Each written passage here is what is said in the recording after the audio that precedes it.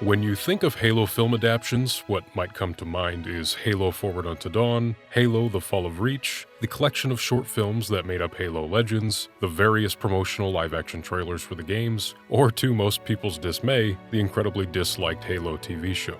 However, for those who can remember, there was also a collection of stories from the novel Halo Evolutions, Essential Tales of the Halo universe, that were adapted into a set of amazing motion graphic comics, all the way back in 2010. Those being Headhunters, The Mona Lisa, The Return, and the subject of today's video, Midnight in the Heart of Midlothian.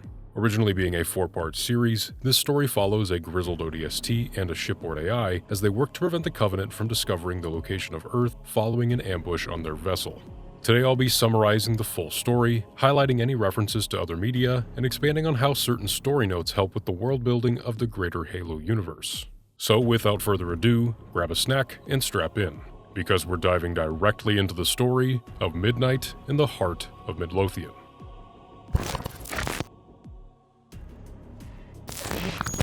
Part 1 opens on the UNSC database, displaying the real-time status of the UNSC Halbert-class light destroyer Heart of Midlothian. We can see that the ship is preparing for a slipspace jump to the planet Algolis, a human colony world that held great importance during the Covenant War, as it housed one of ONI's highly classified weapon testing facilities. But according to what's on screen, things aren't looking good for Algolis, as Cole Protocol has been declared. We then get a brief and very well what could have been the last broadcast from the planet, a transmission showing Marines being overwhelmed by Covenant forces, alongside a brief appearance of the experimental Hrunting Yggdrasil Mark I armor defense system. And for those who might not know, this is actually a reference to the Halo Evolution story depicted in Halo Legends Prototype, where the UNSC Marine known as Ghost pilots the armor in a last-ditch effort to assist in evacuation efforts. If by some chance in 2025 you still haven't seen this one, highly recommend it, might be one of the best ones in the film. But then as the feed cuts to static, we see that the ship has been tasked with the investigation of the planet, ensuring the destruction of the weapons facility, and rescuing any survivors, if there are any left, that is. We are then introduced to our main protagonist, ODST Sergeant Michael Baird, who is accompanied by the shipboard AI Mo Ye.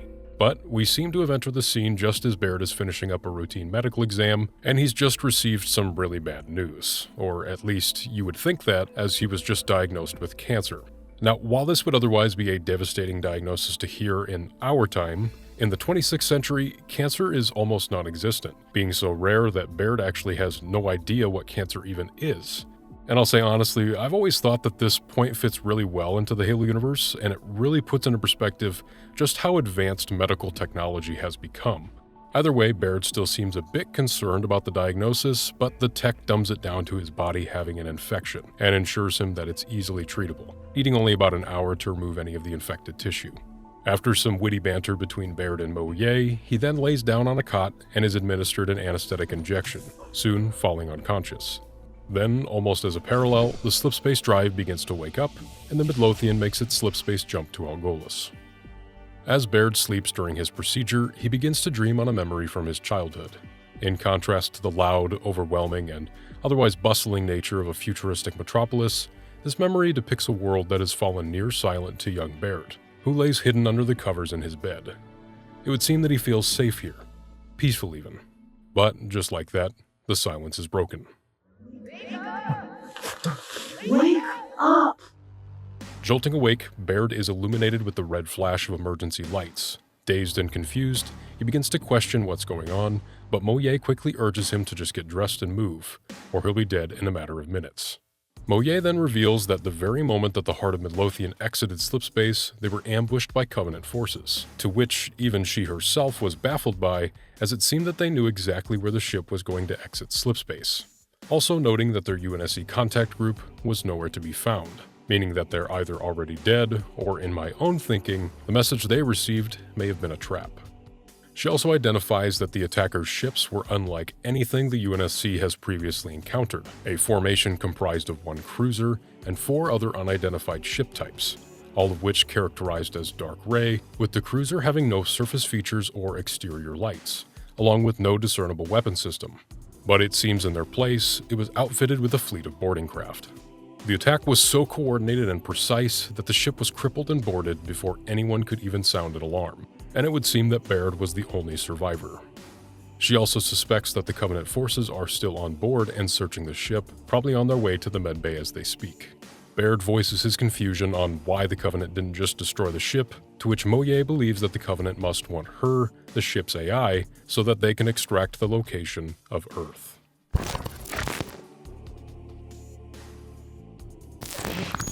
Part 2 starts off with Moye offering some exposition as to what really happened while Baird was unconscious.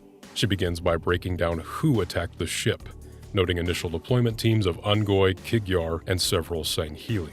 And what came after was a bloodbath, as most of the crew were unarmed during the conflict, due to almost every firearm aboard the ship having been stealthily confiscated and stashed on one of the Covenant's boarding craft.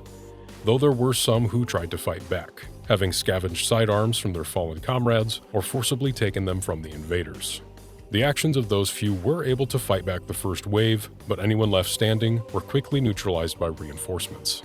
Yet by some miracle, Baird was lucky enough to sleep through and go unnoticed during the attack, as he'd spent the past 23 hours in a narcotic slumber, due of course to the anesthetic he was given from his procedure, which kept his body vitals well below normal parameters, leaving him untraceable to Covenant scanners. But returning to the most pressing issue at hand, Moye reiterates that the Covenant must want her in order to extract Earth's location from the NAV database. Now, if you're asking yourself, why can't she just terminate herself or set the ship to self-destruct, you're not alone, because Baird was also asking that question. But for Moye, or AIs in general, it's not so simple, as her abandonment or the ship's self-destruction would certainly result in Baird's death, something that Asimov's first law of robotics prevents her from allowing to happen. But even if he was already dead, there was actually something else stopping her from taking any further action. But before we get the answer to that, she describes the boarding party and how it was unlike anything the UNSC had ever encountered, being the Covenant's version of a highly specialized intelligence gathering group, or in her own words, discreet black ops instead of brute force. Adding to this mystery, she also observes the deployment of a never-before-seen species, units that the Covenant Invaders were referring to as engineers. Either way, this unanticipated enemy force was systematically blocking her from accessing the ship's essential systems, even restricting her ability to self-terminate. And on top of this, she also reveals to Baird that the AI talking with him right now isn't even necessarily her. Instead, this Moye is only a copy of her main code, a fragment, if you will, that she left behind to watch over Baird during his procedure. But not all hope was lost, as there was one way for her to regain access to all of the ship's systems, but that would require Baird to travel directly to the ship's bridge and reinstate her program, manually. And fully aware of what that means, Baird gloves up and arms himself with a fire extinguisher. Moye then reminds him that regardless of Cole Protocol, it's only a matter of time before they break her encryption code, which would reveal the location of Earth to the Covenant. And as the hiss of the double door begins to dissipate, we see that he is now face to face with the invaders.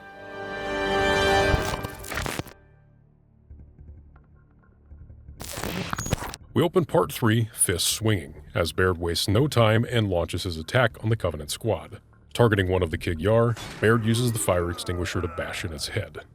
And as he picks up the fallen enemy's carbine, the Ungoy quickly flee in fear. The other Kigyar opens fire on Baird, to which he swiftly dodges and is only grazed by one round. In response, though, he fires off 3 shots, which all hit and neutralize his attacker. Now, turning to the fleeing Ungoy, Baird places a few shots before realizing that the Sangheili has drawn his energy sword and is quickly approaching. And before he can react, the elite runs his sword through the Ungoy and into Baird's stomach, skewering the both of them.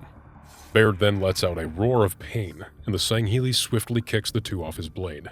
Baird then stumbles to his knees, holds his stomach for a moment, and drops to the floor, blacking out. Baird then begins to slip in and out of consciousness as his body is thrown into a pile of the dead Covenant troops. After a few moments, the surviving members of the squad then leave the area. Then, in a flash of white, Baird comes to as Moye's voice calls for him to wake up, to which he responds, "I'm dead." However, Moye informs him that he is in fact not dead, although he is definitely not in good shape and has suffered severe injuries both inside and out.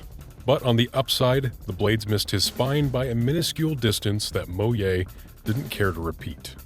The best remedy for the situation is meds. Lots of meds, which, lucky for the 2 of them, were still in plentiful supply back in the medbay. But after that, they would need to try and make their way to the control room once again, because the fact still stands, the Covenant cannot be allowed to learn Earth's location. So as Baird enters the medbay, Moye reveals a small cabinet holding a vial filled with a painkiller, beta-blocking sedative, metasteroid for the burns and interior inflammation, and a compound called a Waverly-class augmenter. This was a cocktail of a slow-release synthetic adrenaline and a rapid coagulant, being something very similar to those used by rebels in their fight against the Spartans on Hellas or Fumarole. And for those who don't know, these are better known as rumble drugs. She then goes on to explain that while the effects of the drugs on human physiology can be quite impressive, the dangers associated with them far outweigh their benefits. Because while the users can demonstrate incredible feats of superhuman strength and agility and are otherwise immune to pain, the lack of control and mental instability leads the user's body to exert itself far beyond what it can handle. And importantly, Moye mentions that in the case of the rebels, the immediate damage meant users often died before they even encountered a Spartan, after of course they did massive amounts of damage to themselves or anything that got in their way. But as you can probably guess, the reason why the story is teeing up all of these dangers, pros and cons, is because Baird is going to inject himself with it. But as Moye points out, the beta blocker should allow him to retain his mental faculties long enough for him to achieve his mission. And although she was able to administer his sedative during his procedure earlier in the film, because the drug is so dangerous, it's up to him to inject himself. As he triggers the injection, things become distorted for a moment, but then he stands and asks how long he has before the drug kills him. Moye estimates 1 hour, but without the drug, he could have been dead much sooner. Moye then reminds him that once he leaves the medbay, he'll be on his own, as she is still very limited in her functions. But Baird, unfazed, says there's no time to waste, arming himself with a plasma pistol, grenade, carbine, and scalpel. He then begins making his way to the bridge. As he moves through the interior of the ship, Baird sees the bloodbath firsthand. Bodies litter the blood-stained corridors, mangled and in piles. He then passes through the ship's engine room, encountering more of the crew's bodies. Pushing through the pain, Baird sprints through the escape pod bay and encounters more Ungoi, quickly dispatching them and moving on.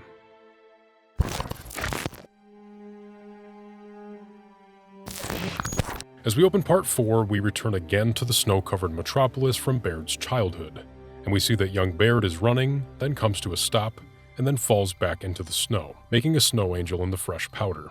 But as we see this, the imagery is paired with the inner thoughts of Baird as he continues his mission towards the control room, asking himself what he's doing, what he'll even do when he reaches their forces, or how he'd even go about fixing Moye, with little to no grasp on how an AI even works. But that uncertainty quickly turns to clarity. I will make sure that these motherfuckers root the day they boarded the ship and take their precision operation and turn it into an embarrassing and memorable clusterfuck. Yeah, I don't think I could have come up with a better plan myself. As a trio of Kig-Yar walk past, he quickly pushes behind them unnoticed and enters a corridor where 2 Ungoi stand guard. Looking up, he sees a vent and works his way behind them. Stealthily emerging from the darkness, he dispatches one quietly and then cuts the throat of the other before it can alert the rest of their forces. Baird then begins to laugh to himself, and we can see that his hands are shaking. Now this could simply be the adrenaline, but it may also mean that Baird is closing in on his final moments. Quickly wiping the blood from his hands, he then inputs the access code for the bridge, and the doors open. Disarmed, Baird then enters the room, openly declaring his presence by offering the coordinates to Earth. The Kig-Yar and Ungoi quickly scramble to surround him, but are instructed to stand down by their Sangheili commander. As he approaches, he looks down at Baird's stomach and notices the scar from the energy sword injury. The commander then becomes uneasy, and as the viewer can probably guess, this is the same elite who injured him earlier. But before we move on, I want to bring to attention the sheer size of Baird in this moment, because in this frame, he's depicted as being nearly as tall as this elite. Maybe like 4 to 6 inches shorter, but that's nothing to scoff at because on average, Sangheili are anywhere from 7 foot 4 inches to 8 foot 6 inches tall.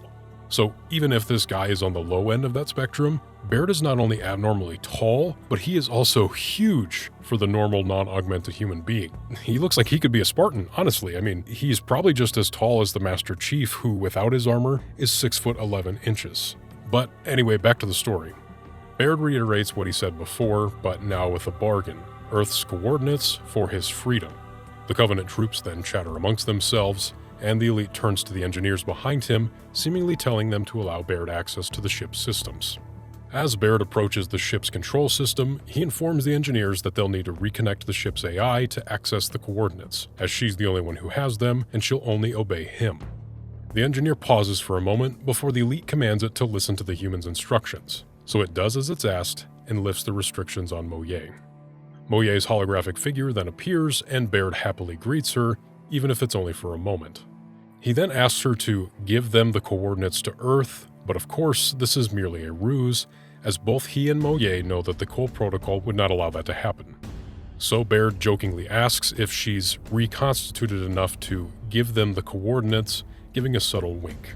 She then informs Baird that she has regained access to all of the ship's systems, but notes that they're being careful, thinking that he's trying to trick them.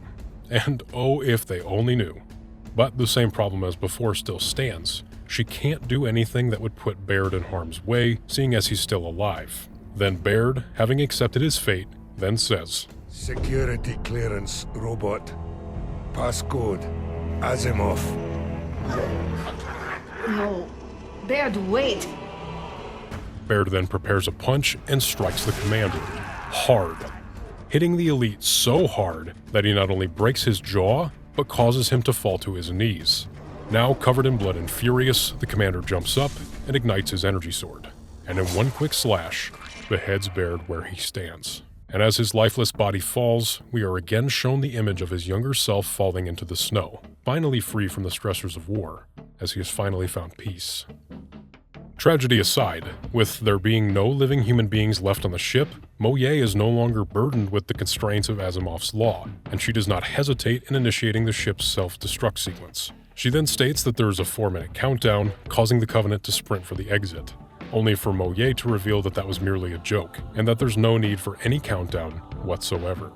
The destroyer's nuclear charges then detonate, destroying the ship and all of the invaders within. And with that, the story of Midnight in the Heart of Midlothian comes to a close.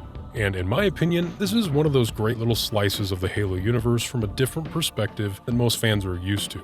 And honestly, these old motion comics are still a great watch even now in 2025, which is kind of funny to say old because it still feels like just yesterday that I was watching these come out on Halo Waypoint.